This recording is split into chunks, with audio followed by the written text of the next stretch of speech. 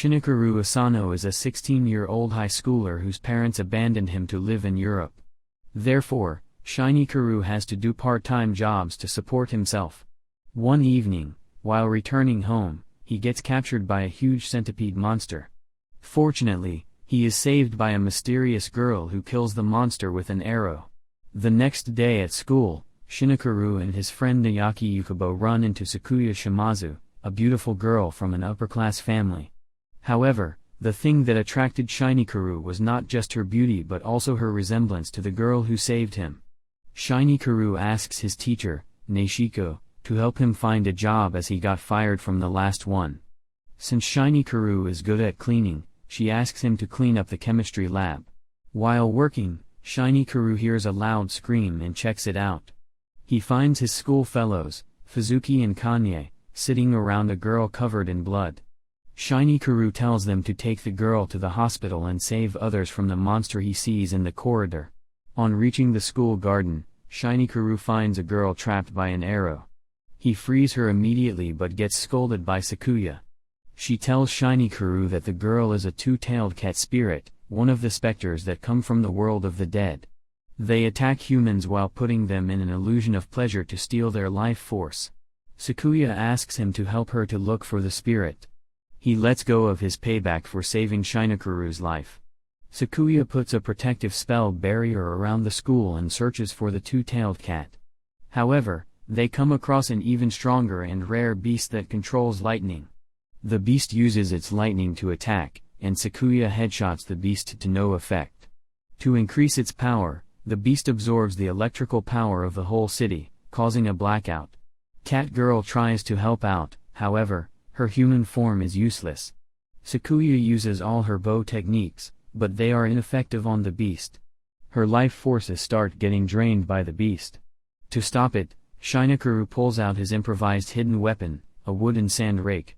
He manages to stop the beast but gets pushed away. Cat Girl finally changes to a giant cat form and jumps in to help, struggling to dodge some lightning. Shinichirou accidentally kisses Sakuya. The kiss makes Shinichirou see a flashback of Sakuya's life while it also heals and increases her power, which makes it possible for her to seal the huge beast. After the fight, the cat girl tries to escape, but Sakuya stops her. Shinichirou convinces Sakuya to let the cat girl go because she helped them. Cat girl feels grateful and gives Shinichirou a kiss, which makes Shinichirou get a flashback of her life, and he speaks out her real name, Tom. Calling a specter by its real name makes it your slave, so Tama considers Shinichirou as her master from now on and follows him everywhere. While visiting Sakuya's home, Shinichirou comes to know that Neshiko is Sakuya's guardian while her family lives in Kamakura. Meishiko chooses Shinichirou as the home cleaner as she believes he needs to stay near Sakuya. Sakuya informs Shinichirou about the opening of another gate from which more specters are entering our world. She also tells him that she had her first kiss with him, so Shinichirou has to follow and obey her for his whole life. Neshiko brings Tama to school, and Sakuya starts an argument over it out of jealousy. Meanwhile, a bunch of specter rats attack the girls' locker room. Shinichirou and others follow the rats outside the school but fall inside a pit. It leads them to an underground nest where the rats have been living the whole time. Sakuya falls unconscious due to her fear of rats, while Tama is low on life force. Shinichirou risks his own life to give Tama life force through a kiss, which makes her powerful enough to beat the rat's spirit. Later, Neshiko states that Shinichirou has a tremendous amount of life force and won't run out of it if he gives it to others. She also believes that Shinichirou's power can help Sakuya seal spirits. Sakuya suggests Tama to get another name because she can't use her secret name all the time. So Shinichirou calls her Tomato.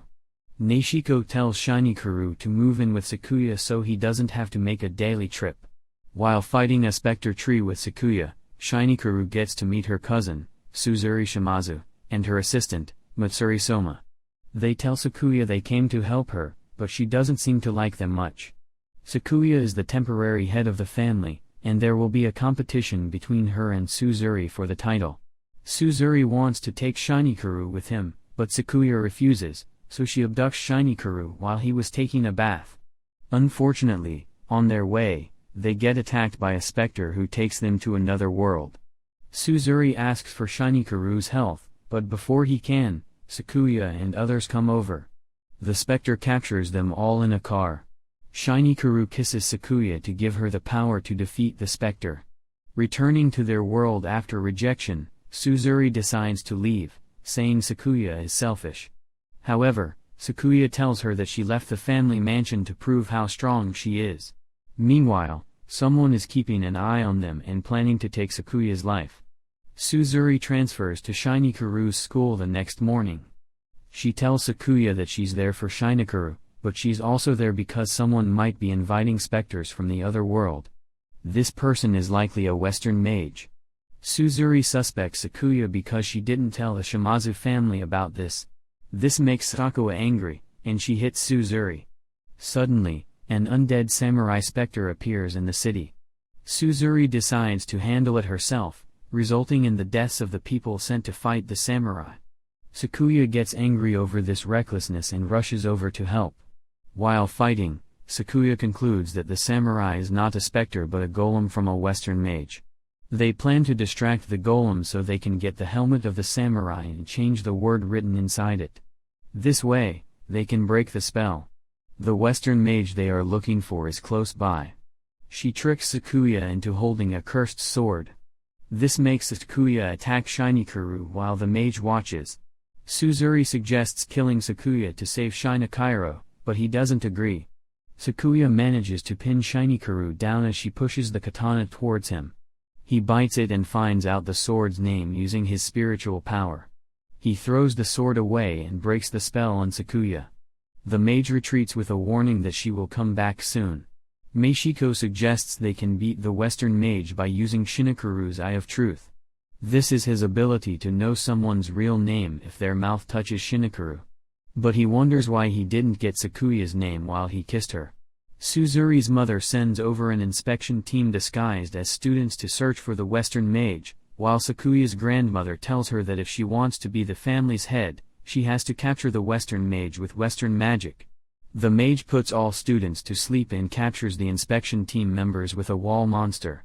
Sakuya, afraid of not becoming the head of the family, recklessly attacks the wall monster.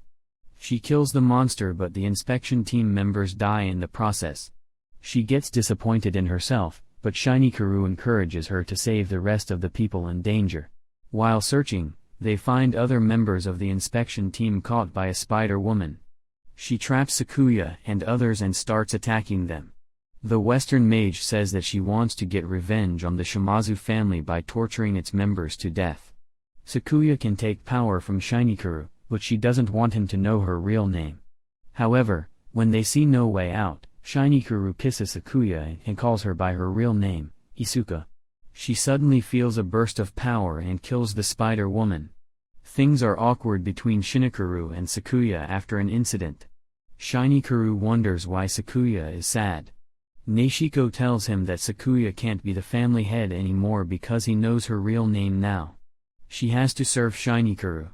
However, Shinichirou believes that Sakuya won't give up easily. Shinichirou and Sakuya go to a quiet place to talk. Sakuya tells him that her father was a Western mage. Because of this, she's hated by the Shimazu family. She grew up being called a tainted bloodline. Later, her parents disappeared while fighting a specter. She doesn't know much about them, so she wants to become the heir. She wants to prove her strengths and find her parents. Shinichirou and Sakuya come home to find a mirror that transports them to another dimension. This mirror uses a person's negative thoughts against them, destroying their mental health. The only escape is to kill the specter inside it. The Western mage uses an illusion to manipulate Sakuya's thoughts into taking revenge on the Shimazu family. The Western mage was killed by Shimazu, and now she's using a specter with Sakuya's face to trick her into revenge. Shinichirou jumps in and convinces Sakuya that she's not selfish and evil like the mage.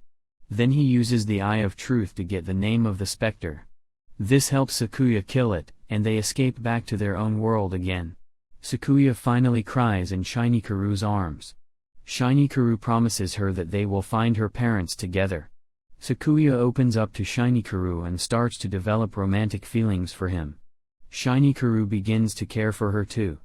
Meishiko brings Shinichirou a sword called Yashale. Now he can help Sakuya in fights. Suzuri believes it's Sakuya's fault for involving Shinichirou. Ichiko hears about a train incident, and they go to check it. All of the passengers were unconscious. They come across a smoke spirit specter in which all physical attacks are ineffective. Shinichirou suggests using the ventilation system to get rid of the smoke spirit. He uses his sword to cut through the spirit and reach the activation system. However, the smoke causes him to faint, but Sakuya performs CPR to bring him back. Meanwhile, Suzuri goes after the smoke spirit and finishes it, but her attacks on the Western mage are all in vain. The mage brings the injured Suzuri back to Shinichirou and others. When Shinichirou insists, the mage finally answers about her name, saying it's Isuca, given by his father. This maddens Sakuya, and she attacks the mage with all her might.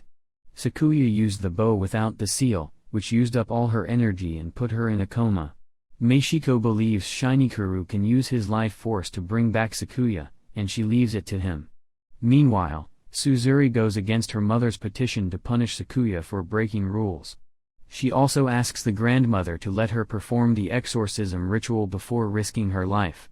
Suzuri wants to spend time with Shinichirou. She goes shopping with him and has a great time doing things she's never done before. Sakuya is healing gradually after Shinichirou gives her life force, but Shinichirou suggests she should rest more. Suzuri is injured badly during the ritual because she has to perform it without help, and she chooses a powerful lighting beast to defeat. Shinichirou insists on joining her, even though he's not a Shimazu, and Sakuya wishes him good luck. During the fight, Shinichirou hurts the beast but passes out afterwards. Suzuri decides to take his life force to make herself stronger. Sakuya has always been a better fighter than Suzuri, so Suzuri's mom put her in strict training and never let her enjoy her childhood. Suzuri always envied her sister and wanted to be like her. That's why she chose the name Sakuya for herself. Suzuri tells the beast that she wants to change. She doesn't want to be the girl anymore who envies her sister and does whatever her mom says. The beast agrees to be her slave for 3 years, and Shinichirou names it Shuru. The Western mage is healed by her masked father, who is the one behind everything. Now he's planning an even bigger attack. He destroys holy places like shrines and churches to make Yokohama City spiritually weak. Shinichirou and others are still unaware of his identity. Shinichirou is worried that Sakuya will get angry with Isuca again because they have the same name. He tries to calm her down. Meanwhile, the only fortress left in the city is the Yama Catholic Church. Neishiko tells everyone to take part in its defense. When they reach there, Isuca has already killed all the guards. She chooses Shinichirou to attack first and bites over his neck. When everyone's attention diverts to Shinichirou, Isuca puts the church on fire. The next day, Sakuya's grandmother, Nami Shimazu, comes to reseal the bow. Nami looks younger than her age, but she's the current leader of the Shimazu family. From her, Shinichirou learns that Isuca is from the clan of Sakuya's father called Asahina. Nami thinks Isuca might be a homunculus because they are often used by mages. Now the Asahina family is fighting the whole Shimazu family, but Sakuya is determined to fight alone. Nami asks Shinichirou if he wants to stay with Sakuya or go back to his old life. Of course, he chooses to stay with Sakuya. Suddenly, Isuca comes out of Shinichirou's body and attacks Nami. Isuca has been waiting for this chance using Shinichirou's Eye of Truth. Then she summons a huge snake spirit to kill the rest of Shimazu. Seeing her grandmother get killed makes Sakuya so angry that she takes revenge on Isuca. Others try to fight the snake spirit. Fortunately, it was only Nami's puppet whom Isuca attacked. Nami is still alive and tells Shinichirou to take care of Sakuya, but Isuca is more powerful than they assume, as she captures Sakuya with a powerful spell. Tomato tells Shinichirou to go help Sakuya while they take care of the snake spirit. The spell has made Sakuya's life force fall, but Shinichirou catches her. The snake spirit's skin changes every time it's attacked, making it hard to destroy. On the other side, Isuca tells Shinichirou that her father told her to leave Sakuya to the snake, but she wants to torture and kill Sakuya herself. so she decides to set fire to the house. Shinichirou tries to stop her, but he gets thrown into the house with Sakuya. Sakuya apologizes to Shinichirou for involving him in her troubles, but Shinichirou tells her he's there of his own will. He's seen the kindness and love hiding inside her cold personality. No matter what happens, he'll stay by her side. Sakuya's eyes fill with love. She pulls Shinichirou into a passionate kiss, which empowers them. They come out of the fire ready to fight Isuca. On the other side, Suzuri plans to work together to attack the snake's regenerating scales. In this way, they succeed in defeating the snake. The death of the snake enrages Isuca even more. She attacks Sakuya more vigorously. Sakuya wants to unseal the bow and risk her life again, but Shinichirou stops her. They defeat Isuca by combining their power. The masked man appears, wearing Sakuya's father's ring. He grabs the doll's head and disappears while Sakuya calls him father. Even after getting home, she still thinks about her father, but she feels better when Shinichirou assures her of his support. Meanwhile, the story ends with the masked man creating several more homunculi like Isuca. Watch this next